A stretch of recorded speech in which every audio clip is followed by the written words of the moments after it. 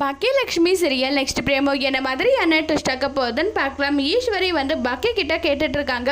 என்ன பாக்கியா வாய் ஓவரா போயிடுச்சேன்னு சொல்லிட்டு, அப்படியெல்லாம் ஒன்றும் கிடையாதத்த, நான் இப்பவும் சொல்கிறேன், நான் எந்த தப்பும் பண்ண கிடையாது. உங்கள் பையன் பண்ணத்தை நான் வீட்டில் எல்லார் முன்னாடியும் சொன்னேன். இதில் என்ன தப்பு இருக்கு? நான் அதுக்கு பதிலாகவும் உங்களுக்கு எக்ஸ்பிளைனும் கொடுத்துட்டேன்.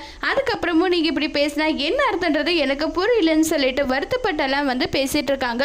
உடனே எழிலும் செல்லியும் எதுக்காக நீங்கள் அம்மாவை திட்டுறீங்க? உங்க பையன் இவ்வளோ தப்பு பண்றாங்க, ஒரு முறையாவது உங்க பையன் நீ பண்ணது தப்புன்னு நீங்க சொல்லியிருக்கீங்களா? இல்ல, அப்படி சொன்னதே கிடையாது. ஒருவேளை நீங்க அவர் அப்படி வளர்க்கலனா இந்த அளவுக்கு மோசமா அவர் நடந்திருக்க மாட்டாரு. ஏகப்பட்ட வயசாயிட்டு இப்ப கல்யாணம், குழந்தை, இதெல்லாம் தேவையா சொல்லுங்க? எதுக்காக தேவையில்லாம இப்படி எல்லாம் பண்ணிட்டு இருக்காங்க? ஒருவேளை எங்க அம்மா புருஷன் வேணாம் டைவர்ஸ் பண்ற மாதிரி, அப்பா வேண்டாம் டைவர்ஸ் பண்ற ஒரு ஆப்ஷன் இருந்தா முதல்ல நான் அதை தான் செய்வேன்னு சொல்லிட்டு எழிலும் அதே மாதிரி தான் இனியா செல்லின் எல்லாருமே சொல்றாங்க. இதை கேட்டதும் கோபி அப்பான்ற பாசம் உங்களுக்கு கொஞ்சம் கூட கிடையாதா? எதுக்காக பாசம் இருக்கணும்? எனக்கு பாசம் இருக்க வேண்டிய அவசியம் எல்லாம் எனக்கு கிடையவே கிடையாது.